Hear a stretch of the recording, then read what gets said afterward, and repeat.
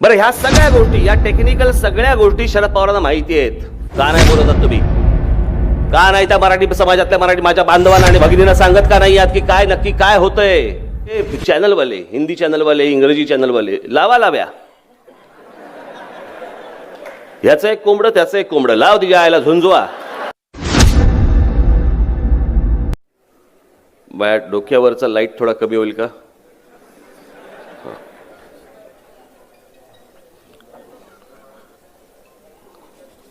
कारण मी काही दिव्याने पेटत नाही, मी आतल्यात पेटतो.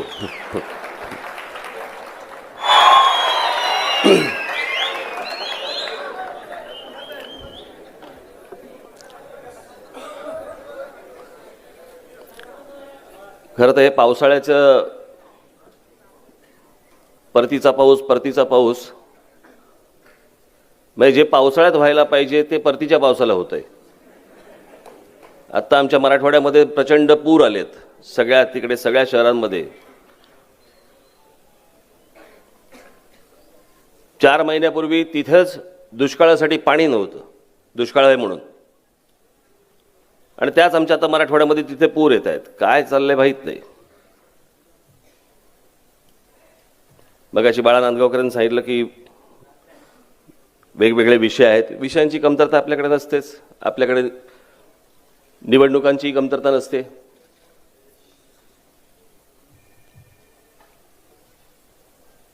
परंतु एखादी कुठची गोष्ट बोलताना आपण प्रत्येक वेळेला निवडणूकच डोळ्यासमोर ठेवली पाहिजे याची काही आवश्यकता नाही आणि गरजही नाही.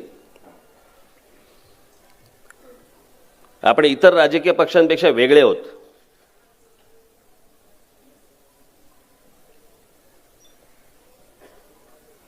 जे सांगायचंय, जे म्हणायचंय ते स्पष्टपणे समोर म्हणायचं. त्याचं राजकारण नाही करत बसत मी.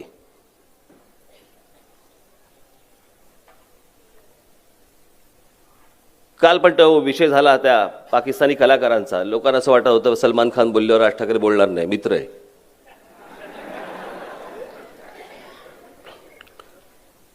देशापुढे आणि महाराष्ट्रासमोर माझ्यासमोर कोणी मित्र कोणी नसतो.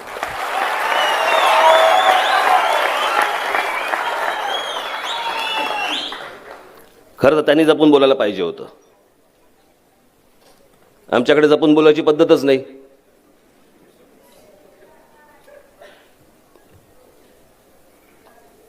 पण मला एक गोष्ट कळत नाही, हा देशावरती इतकं सगळ्या गोष्टी चालू असताना, संकट आलं असताना, आपले जवान मारले जात असताना, पाकिस्तानी कलावंतांना जेव्हा आपण चालते व्हा म्हणून जेव्हा सांगितलं, आपल्याच देशातले नतद्रष्ट कला आणि हे काय, कला आणि तुमची काय देश, हे कला आणि देश कसं काय वेगळं ठेवणार? काल मी एक ते मला असं वाटतं कुठच्या चॅनलवरती ABP माझा का झी 24 तास कुठेतरी मी बघत होतो, कार्यक्रम बघत होतो. त्याच्यावरती आमचे एक पुण्यातले मित्र आहेत श्रीरंग गोडबोले, फार छान बोलले. ते स्वतः कलाकार आहेत. आणि त्यांनी असं समजा सांगितलं की एखादा समजा अवली कलाकार जर समजा बोलला आपल्या देशातला किंवा आपल्या महाराष्ट्रातला की मी कलाकार आहे, मी एक अवली कलाकार आहे, मला काही देशाच्या आणि कसली काही बाउंड्रीची आवश्यकता नाही आहे. आणि समजा त्यांनी कुठेतरी नाटकामध्ये किंवा चित्रपटामध्ये काम केलं आणि चित्रपटामध्ये काम केल्यानंतर त्याला ज्यावेळेला पैसे मिळणार ते नेपाळचे पैसे दिले तर घेईल का तो? नाही, भारतीय पैसे पाहिजे सांगेल ना, म्हणजे तुला बाउंड्री आहे. तेवढं कळतं ना की काम केल्यावरती आपल्याला इथले पैसे पाहिजेत खर्च करायला. दुसऱ्या देशाचे पैसे देऊन चालतील का? पण विनाकारण काहीतरी एक वाद. आणि बरेचसे हे चॅनलवाले, हिंदी चॅनलवाले, इंग्रजी चॅनलवाले लाव्या. ह्याचं एक कोंबडं त्याचं एक कोंबडं, लाव तिच्या आयला झुंजवा.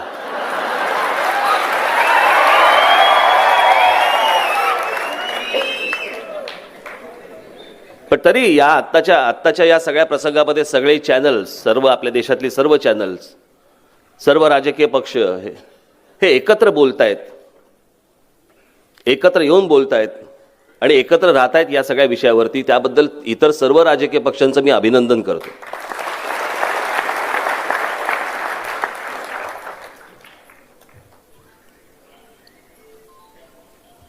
त्या बाबतीत मला जे काय बोलायचं होतं मी काल बोललोय, मला असं वाटतं तुम्ही ऐकलं असेलच.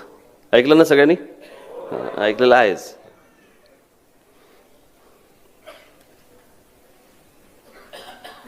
वेगवेगळे विषय महाराष्ट्रामध्ये सुरू आहेत आणि हल्ली एक फॅड आले, काही बोललं ना, हे महानगरपालिकेच्या निवडणुका येणार आहेत ना, त्याच्यासाठी. त्याचा काय संबंध?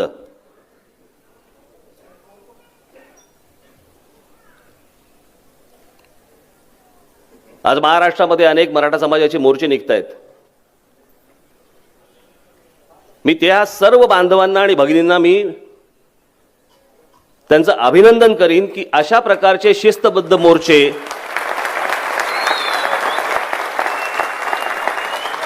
मला वाटत नाही देशाच्या इतिहासात आजपर्यंत कधी घडले असतील. देशाच्या इतिहासात एका पाठोपाठ एकेका जिल्ह्यामध्ये जे काही मोर्चे घडतायत किंवा जे दिसतंय,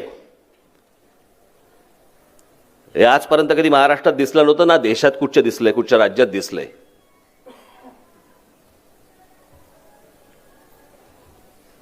आम्ही जेव्हा ते कोपर्डीला जेव्हा झालं, ती गेली बिचारी मुलगी,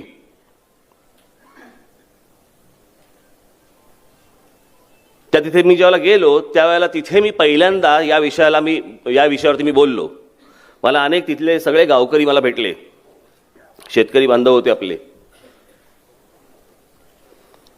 आणि त्या सर्व शेतकरी बांधवांनी मला सांगितलं की अनेक ठिकाणी ह्या सगळ्या गोष्टींचा त्रास होतोय. कुठचा?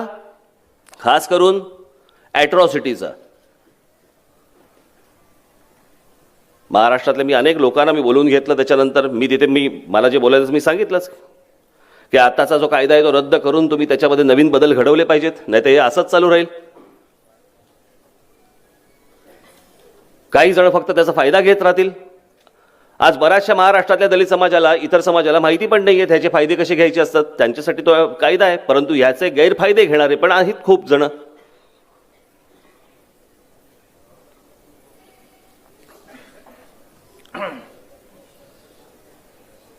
आणि मग त्याच्यानंतर एक महिनाभरानंतर मग शरद पवार बोलले. आज मोर्चातनं अनेक विषय बाहेर पडतायत. आरक्षणाचा विषय बाहेर पडतोय. आज शरद पवार सांगतायत की राज्य सरकारने ताबडतोब आरक्षण देऊन टाकावं. अरे वा, तुम्ही का नाही दिलं? 15 वर्ष या महाराष्ट्रामध्ये एनसीपी काँग्रेसची सत्ता होती. देशामध्ये काँग्रेस एनसीपीची सत्ता होती, 10 वर्ष होती. तेव्हा का नाही केलं?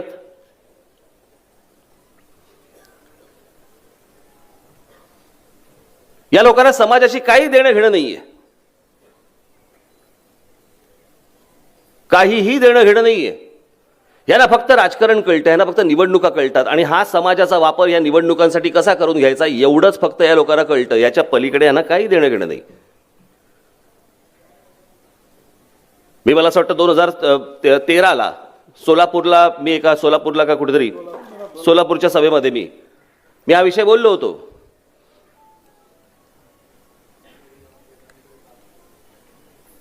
की याच्यापुढे जातीचे विषय काढले जातील, जातीचे मोर्चे काढले जातील, वेगवेगळ्या जातींचे मोर्चे उभे राहतील, हे लोक याला खतपाणी घालत राहतील आणि फक्त स्वतःचा फायदा करून घेतील. त्याच्यानंतर एकदा मुंबईमध्ये मोर्चा आला, मराठा समाजाचा एक मोर्चा मुंबईमध्ये धडकला होता आझाद मैदानवर.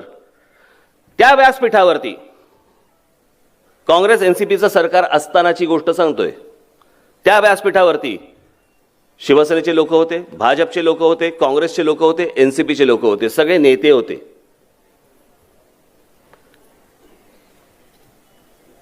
मी म्हटलं या चारही पक्षांचे नेते जर समजा तिथे व्यासपीठावरती आहेत आणि त्या चारही पक्षाच्या नेत्यांना जर समजा मान्य आहे की मराठा समाजाला आरक्षण मिळालं पाहिजे, मग अडवलंय कोणी? तुम्हाला थांबवलंय कोणी? मग का हा विषय इतकी वर्ष तुम्ही आज ठेवून दिला होतात? मला वाईट या गोष्टीचं वाटतं या सगळ्या याच्यामध्ये. आता येणाऱ्या नोव्हेंबर-डिसेंबरमध्ये जिल्हा परिषद पंचायत समितीचा निवडणुका आहेत. हे काँग्रेस एनसीपी वाले आणि इतर सगळे नेते हे याच्यासाठी तर वापर करून घेणार नाहीत. आणि तो माझा जो मराठा बांधव भगिनी ज्या आज त्या मोर्चामध्ये येते त्याला समजतच नसेल की ह्याचा आपला उपयोग काय करून घेतील हे लोक.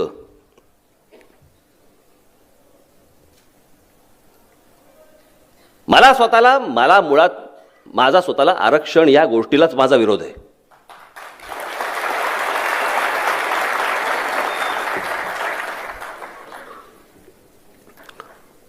आर्थिकदृष्ट्या जे मागास असतील त्यांना आरक्षण मिळालं पाहिजे. आज दलित समाजापासून इतर सगळ्या समाजांमध्ये आज आरक्षण आहेत. मग तिथल्या त्यांच्या श्रीमंत लोकांच्या मुलांना आरक्षण कशासाठी पाहिजे? तिथेही जे आर्थिकदृष्ट्या मागासलेले असतील त्यांना आरक्षण द्या. प्रत्येक समाजातला जो आर्थिकदृष्ट्या मागासलेला असेल त्याला आरक्षण मिळू देत. तो वरती आला पाहिजे.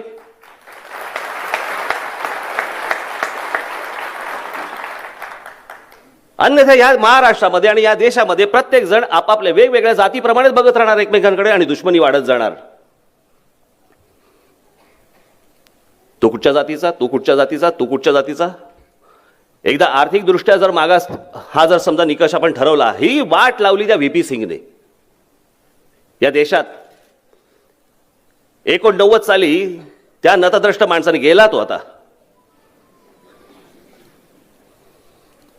त्याने हे विष कालवलं, अख्खं विष त्याने कालवलं. तोपर्यंत काही नव्हता या देशात, काही हा विषय नव्हता. पण हे अशा जर गोष्टी व्हायला लागल्या की एकाला एक गोष्ट द्यायची आणि दुसऱ्याला द्यायची नाही असं म्हटल्यानंतर विद्वेष हा पसरणारच आहे, राग हा येणारच आहे. शाळेतल्या ऍडमिशनला जर समजा आरक्षित मुलगा जर आरक्षणामधला मुलगा असेल त्याला कमी फी आणि आरक्षणामधला नसेल त्याला जास्ती फी असं आलं, दोघांचं एकमेकांशी पटेल काय?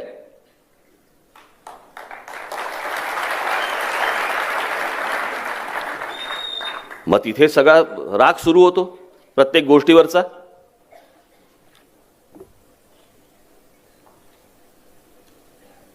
आरक्षणावरती नोकऱ्या लागणार,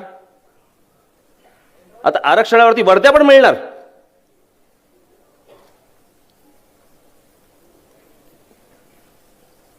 हे सगळे आरक्षणाचे सगळे उद्योग, राजकीय उद्योग, हे तुमच्यामध्ये सगळ्यांमध्ये फक्त दरी निर्माण करायची. दरी, तुमच्यात वाद निर्माण झाले, तुमच्यात भांडण निर्माण झाले की तुमच्याकडनं मतं काढायला सोपं असतं, मतं काढायला सोपं असतं. याच्यासाठीचे हे सगळ्यांचे उद्योग सुरू आहेत.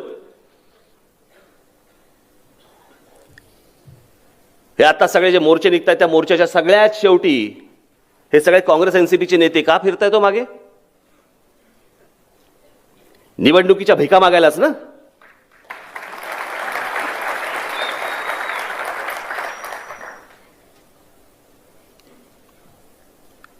ही सगळी आपण आरक्षण आरक्षण आरक्षण बोलतो. अहो, आहेत कुठे नोकऱ्या? कोणत्या नोकऱ्यांबद्दल बोलतोय आपण? सरकारी नोकऱ्या कमी होत चाललेल्या आहेत, खासगी नोकऱ्या वाढत चाललेल्या आहेत. आणि या खासगी नोकऱ्यांमध्ये तिथे आरक्षण आहे? नाहीये.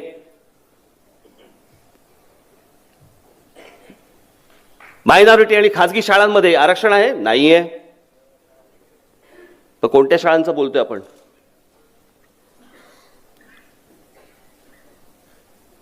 आज या संपूर्ण महाराष्ट्रामध्ये मराठा समाजातले इतके मुख्यमंत्री झाले, इतके मंत्री झाले, आज इतके खासदार आहेत तिथे. हा आरक्षणाचा मुद्दा मी आपल्याला मुद्दामून सांगतोय. मी ह्याच्यावरती खूप विचार करत होतो. मला स्वतःला जातपात कळत नाही, मी स्वतः जातपात मानत नाही.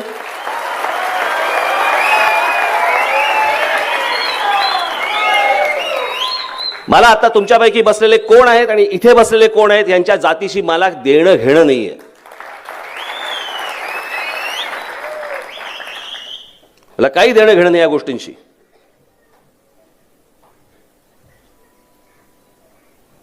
पण हे सगळे आजपर्यंत जे राज्यकर्ते होते, आज त्यातले बरेचसे बहुसंख्य मराठा समाजातले होते, का नाही दिलं तर तुम्ही या गोष्टी? आजही आमचा गरीब शेतकरी तिथे, मराठा समाजातला शेतकरी आज फासावरती लटकतोय. आज जे फासावरती गेलेले शेतकरी बांधव आहेत, तो आमचा ज्यांनी आत्महत्या केली, काढून बघा कोण कोण आहेत. तो तिथेच राहणार, तो तशीच आत्महत्या करणार. हे नेते तुम्हाला भुलवत राहणार. साधी सोपी गोष्ट आहे ना. तुम्हाला मान्य आहे तर मग आणा. त्या दिवशी शिवसेनेने काय प्रतिक्रिया दिली? विशेष अधिवेशन बोलवा. अधिवेशन नंतर प्रतिक्रिया पहिली सांगा, तुमचं मत काय ते सांगा.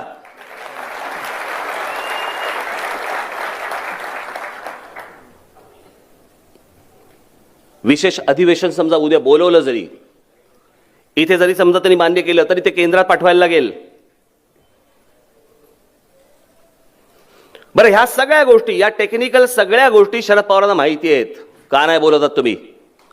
का नाही त्या मराठी समाजातल्या मराठी माझ्या बांधवांना आणि भगिनींना सांगत का नाही आहात की काय नक्की काय होतंय? हे सगळ्यांना माहिती आहे, सगळ्या पत्रकारांना माहिती आहे, सगळ्या संपादकांना माहिती आहे. कोणी मांडायला तयार नाही, तुमच्या समोर कोणी बोलायला तयार होत नाहीये. हे जे सगळं उभं राहतंय आज मोर्चाच्या स्वरूपामध्ये, यातनं मला मतं कशी मिळतील आणि मी जिल्हा परिषदेवरती कसा येईन आणि मी पंचायत समितीवरती कसा येईन, ह्याची स्वप्न पाहतायत हे सगळे. ह्याला प्रश्न नाही सोडवायचे आहेत कुठचे.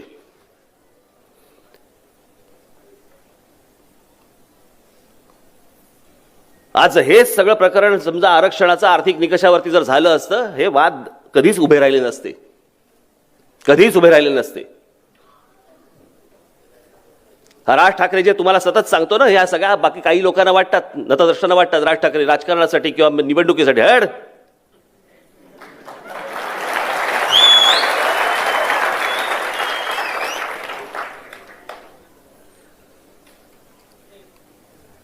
निवडणुकांचा विचार करून मी फक्त पावलं टाकत नाही, मी महाराष्ट्राचा विचार करून पावलं टाकतो. कधी यश येतं, कधी पराभव येतो, जे असेल ते असेल.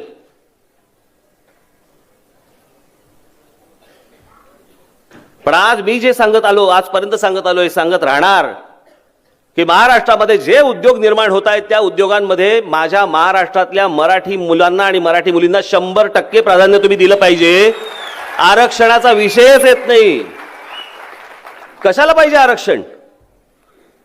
महाराष्ट्रासारखं एक प्रगत राज्य आहे, महाराष्ट्रामध्ये इतके उद्योग उभे राहत आहेत, इतके उद्योग येत आहेत, इतक्या आज नोकऱ्या उपलब्ध होत आहेत. पण त्या सगळ्या उपलब्ध होत असताना आज बाहेरच्या राज्यांमधली लोक येऊन त्या नोकऱ्या घेत आहेत, ते सगळी कामं घेत आहेत. जमीन आमची, पाणी आमचं, आमच्याकडे उद्योग करायला येत आहेत ही सर्व लोक. राज्य सरकारला गेल्या असेल नाही तर आत्ताच्या असेल, यांना सांगता येत नाहीये की तुम्हाला एका अटीवरती आम्ही तुम्हाला इथे तुमचा व्यवसाय उभा करायला देऊ, तुम्हाला पाणी देऊ, वीज देऊ, सगळ्या गोष्टी देऊ. अट एक, माझ्या महाराष्ट्रातली 100% मुलं ही तुम्ही तिथे कामावरती घेतली पाहिजेत. ही एक गोष्ट जर समजा राज्य सरकारने केली, आपल्याला आरक्षणाची आवश्यकताच भासणार नाहीये, गरजच नाहीये. इतर देशभरातल्या सर्व राज्यांपेक्षा महाराष्ट्र खूप पुढे आहे. प्रत्येक उद्योगपतीला वाटतं की माझा उद्योग हा महाराष्ट्रात असावा. मग एवढे जर समजा उद्योग उभे राहत असतील, एवढ्या जर नोकऱ्या उपलब्ध होत असतील, मी मध्यंतरी बोललो होतो ना त्या रिक्षा आणि टॅक्स्यांच्या परवान्यांच्या संदर्भामध्ये, कोणाला मिळणार होत्या? आमच्या महाराष्ट्रामधलं एक नागपूरचं हायकोर्ट काय सांगतं की महाराष्ट्रामध्ये जर समजा तुम्ही रिक्षांना आणि टॅक्स्यांना परवानगी देणार असाल, परवाने देणार असाल, तर त्याला मराठीच्या सक्तीची गरज नाही. वा रे वा.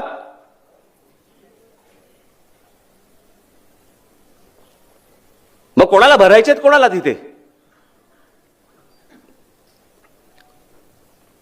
आज महाराष्ट्रासारख्या अनेक जे शहरं उभी राहत आहेत, मुंबई असेल, ठाणा असेल, नाशिक असेल, पुणा असेल, नागपूर असेल, औरंगाबाद असेल, अनेक शहरं जी उभी राहत आहेत,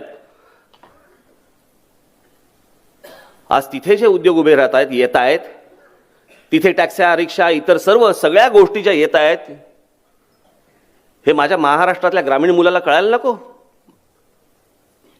त्यांना समजायला नको? पण राज्याने जर समजा हा कायदा आणला तर तो कंपल्सरी होणार, त्याला तिथपर्यंत कळणार.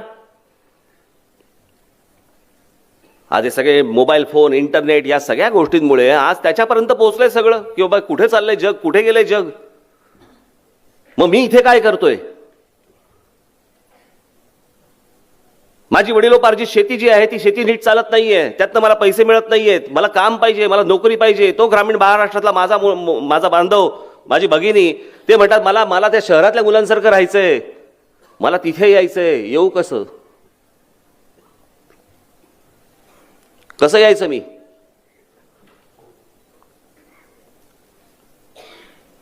हा नुसता शिक्षण आणि नोकरीचा फक्त प्रश्न नसतो. हा विषय फक्त शिक्षण आणि नोकरी पुरताचा नाहीये. आज त्याचं कुटुंब उभं राहतं, त्याचं लग्न होतं. या सगळ्या गोष्टी करण्यासाठी म्हणून त्याला शिक्षण हवं, त्याला नोकरी हवी, त्याला सगळ्या गोष्टी हव्या. आणि ही सगळी स्वप्न पाहत असताना मला तिथपर्यंत पोहोचता येत नाहीये, हे माझ्या महाराष्ट्रातल्या जर समजा माझ्या बांधवांना आणि भगिनींना जर समजा वाटत असेल आणि त्याच्यातनं हा जर समजा राग निर्माण होणार असेल आणि या रागातनं जर समजा आरक्षणाचा विषय येणार असेल आणि या आरक्षणाचा फायदा जर समजा हे सगळे बाकीचे सगळे गधडे नेते घेणार असतील, उपयोग काय या ताकदीचा?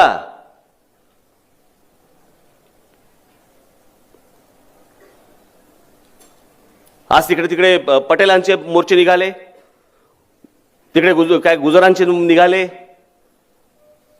अजून कोणाकोणाचे निघाले. काय झालं? काही नाही झालं पुढे.